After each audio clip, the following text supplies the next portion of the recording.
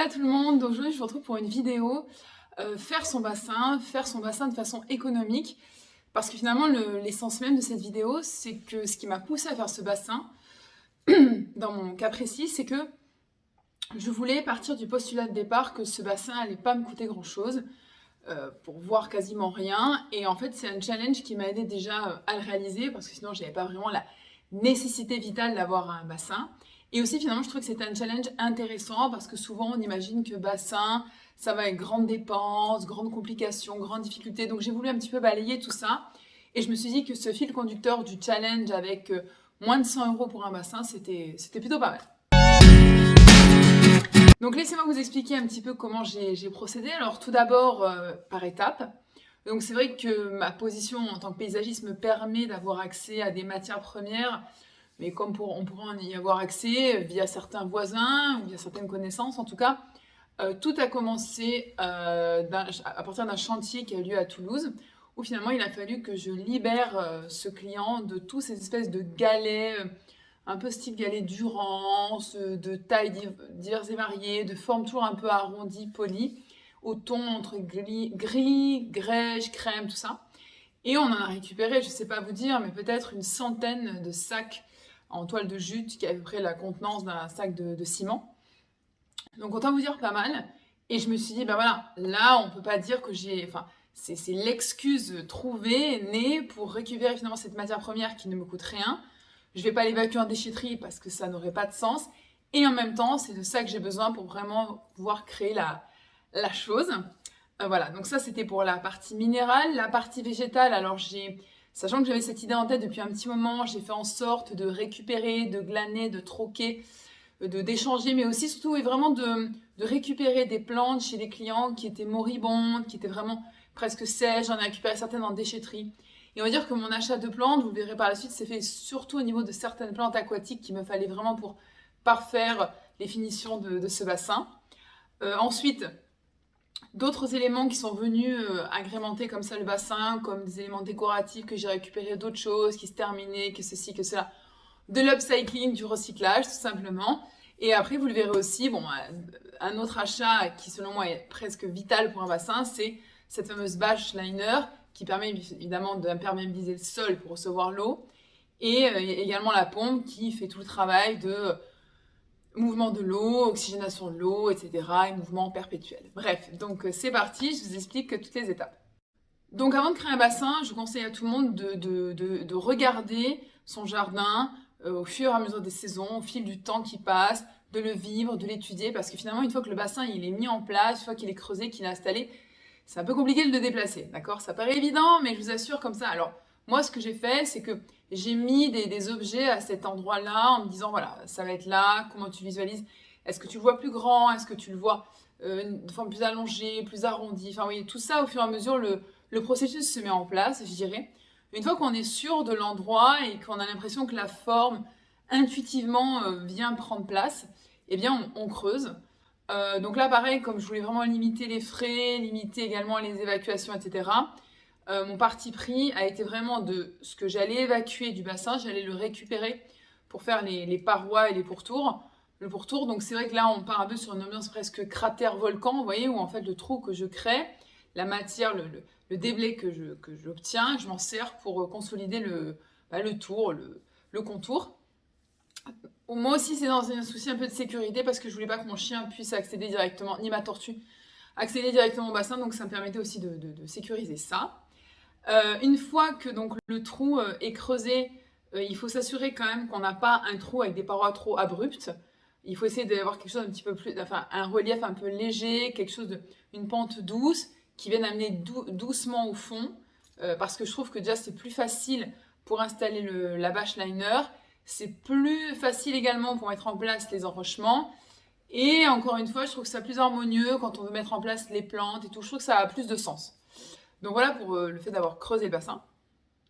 Une fois que le bassin est creusé, alors, selon la qualité du terrain, on met ou pas du géotextile épais, une espèce de feutre blanc ou gris, histoire de tapisser le fond, s'il pouvait y avoir des pierres pointues, des anciens morceaux de verre, de fer, ou que sais-je. Moi, je sais exactement ce qui se passe dans mon jardin, je sais avec quoi il était remblayé, donc je me suis passée de cette étape. Si je l'avais fait à un client, je m'en serais pas passé, mais là c'est chez moi, donc je me suis dit que je pouvais prendre ce risque. Et j'ai mis directement cette bâche que j'ai achetée, donc elle m'a coûté 55 euros. Je l'ai achetée sur Amazon, j'ai pas forcément à me justifier ni à me sentir coupable, c'était rapide, le prix était assez compétitif et c'était de bonne qualité, je la connais bien cette bâche, donc je l'ai achetée là, tout simplement. Donc on l'installe, on la met en place, l'idée c'est qu'il y ait le moins possible de plis. Ça paraît logique, mais même si l'eau va tendre un peu après la bâche, il faut quand même avoir un point de départ assez facile à utiliser, donc limiter les plis.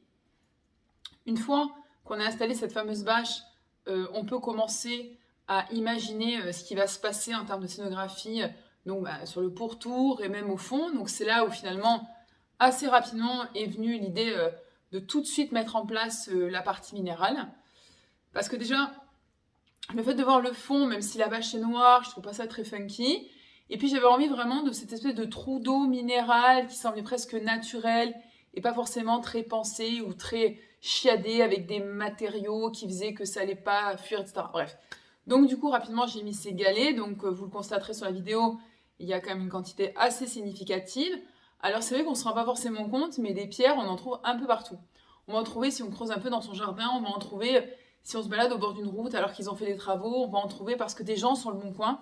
Ça, c'est aussi un bon conseil que je vous donne. Si vous tapez enrochement, pierre, etc. sur le bon coin en fonction de votre région, vous verrez qu'il y a beaucoup de gens qui cherchent à se débarrasser de ça parce que c'est lourd, parce que c'est encombrant, parce que c'est pénible, etc.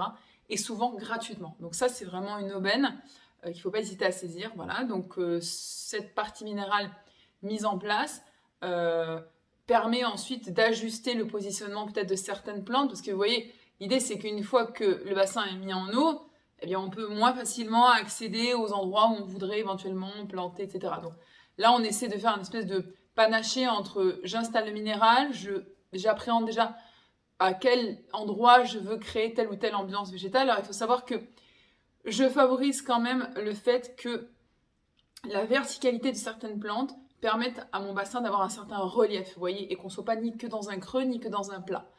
Et donc, en fait, je dirais qu'il y a 3 sortes de plantes intéressantes à mettre dans un bassin.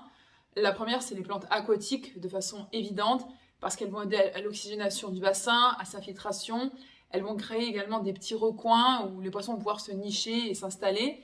Et en même temps, je trouve que esthétiquement, elles amènent quelque chose, vous voyez, où ça casse un peu ce miroir d'eau et ça amène un petit événement. La seconde catégorie de plantes, je dirais que c'est plutôt ces plantes qui sont mi-figue, mi-raisin, c'est-à-dire un peu dans l'eau, mais pas trop. Qu'on va pouvoir retrouver dans la famille des papyrus par exemple. Moi j'ai mis à la fois des faux papyrus et des papyrus du Nil parce qu'ils ont des feuilles différentes et je les trouve très très graphiques et en même temps ils sont très élancés et donc ils amènent ce volume, cette partie aérienne qu'il manquerait du coup au bassin qui est plutôt plat. Concernant la mise en place de la pompe, là aussi c'est assez important parce que si vous voulez, il faut à la fois imaginer la chute d'eau, donc la cascade, donc cette partie minérale qui va permettre vraiment, si vous voulez, de mettre en place à la fois cette montée de l'eau qui va ensuite redescendre, faire du bruit, être assez donc, agréable à l'oreille, mais également esthétique à la vue. Vous voyez, cette espèce de petite ambiance, ouais, petit clapotis de l'eau, petit recoin douillet, un petit peu confortable, en même temps rassurant. Vous voyez, donc ça, je trouve que c'est assez important. En même temps, ce qui se passe sous l'eau, parce qu'il faut que la pompe elle puisse bien capter, qu'elle puisse bien filtrer l'eau et mettre en place tout ce système de circulation de l'eau tout simplement et d'oxygénation. Alors la pompe également un modèle assez simple, acheté également sur Amazon, je l'ai acheté 25 € sur Amazon, je la trouve robuste, j'ai déjà mis chez des clients, elle est simple d'utilisation, elle a bien une connexion électrique et après on a un tuyau qui permet ensuite de créer la fontaine que l'on veut, la cascade en l'occurrence que l'on souhaite. Et ça je trouve que c'est assez sympa parce que ça laisse vraiment de place au champ des possibles, à l'imagination, tout ça, donc ça c'est vraiment chouette. Et je dirais qu'une fois que la cascade est mise en place, ça vient vraiment parfaire et terminer cette ambiance minérale qu'on avait déjà installée. Et c'est pour ça qu'après, il ne faut pas hésiter à la mise en eau assez rapidement. C'est vrai qu'en plus, la pompe ne peut pas tourner à vide, donc forcément, il lui faut de l'eau. Donc là, on commence à remplir. Finalement, le bassin se remplit assez vite. Et une fois qu'il y a l'eau, vient un petit peu une partie, enfin, un moment frustrant, c'est que la plupart des minéraux qui sont installés dans le bassin ne sont pas forcément propres, ils ont de la poussière, ils ont des petits dépôts, etc. Donc l'eau a tendance à vite devenir assez opaque. Il faut savoir qu'au fur et à mesure de la filtration de la pompe, du temps qui passe, etc., de l'évaporation avec le soleil et tout, l'eau a tendance à s'éclaircir, donc c'est chouette. Et ensuite vient la grande étape des finitions, oui, je vous assure, les finitions qui sont assez importantes, c'est vraiment ajuster telle ou telle pierre, rééquilibrer telle ou telle plante et faire en sorte que vraiment une certaine harmonie. Je voulais, parce que j'ai 3 grandes baies vitrées, donc je voulais qu'en regardant à travers ces baies vitrées, j'ai vraiment un décor, une peinture vivante qui s'offre à moi. Et c'est vrai qu'après, quand je vais dans le jardin, que je déambule et que je regarde le bassin de l'autre côté, on le voit à peine, on le distingue peu et on l'appréhende pas du tout de la même manière. Donc en fait, moi j'ai voulu vraiment qu'il m'accueille quand je suis depuis ma maison, quand je le regarde, mais les autres points de vue m'intéressaient très peu. C'est pas forcément le cas de tous les bassins que j'ai installés chez mes clients, ni forcément le cas de votre propre bassin. Donc ça c'est également un parti pris important parce que esthétiquement parlant, spatialement parlant, ça a beaucoup d'importance. Donc je le souligne quand même. Voilà. En fait, il n'a qu'un bon profil, mon bassin, tout simplement. Voilà. Et vient ensuite l'étape plutôt chouette et finalement assez magique de la mise en place des poissons. Alors les poissons, ils sont surtout et aussi là pour des raisons biologiques, parce qu'en fait, ils mangent les larves de moustiques. Oui, oui, parce que je vous assure que mon bassin restait en une semaine sans poissons. J'avais peut-être 500 larves de moustiques qui déambulaient comme ça dans l'eau. Donc tu te dis, sympa.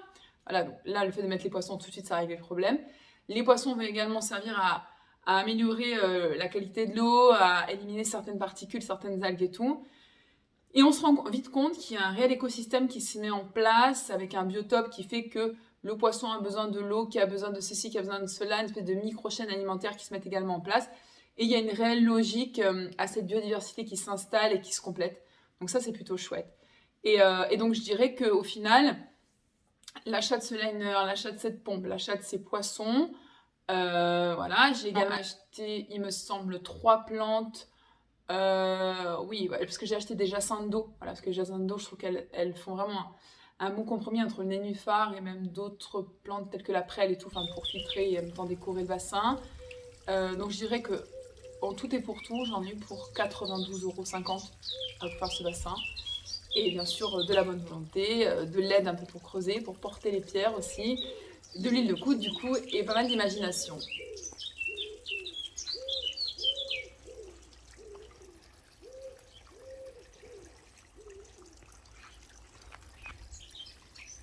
Donc écoutez, j'espère que ça vous aura donné envie de créer votre propre bassin. N'hésitez pas à me poser des questions plus techniques ou à développer certains points que j'aurais peut-être oubliés parce que c'est possible. Je manque peut-être de recul. Dans tous les cas, je vous remercie d'avoir pris le temps et le soin de regarder cette vidéo. J'espère qu'elle vous aura appris des choses nouvelles ou qu'elle vous aura plu ou qu'elle aura été sympa à regarder tout simplement. En attendant la prochaine vidéo, n'hésitez pas à vous abonner à ma chaîne, à liker, à partager. Et puis je vous dis à la prochaine. Hasta luego!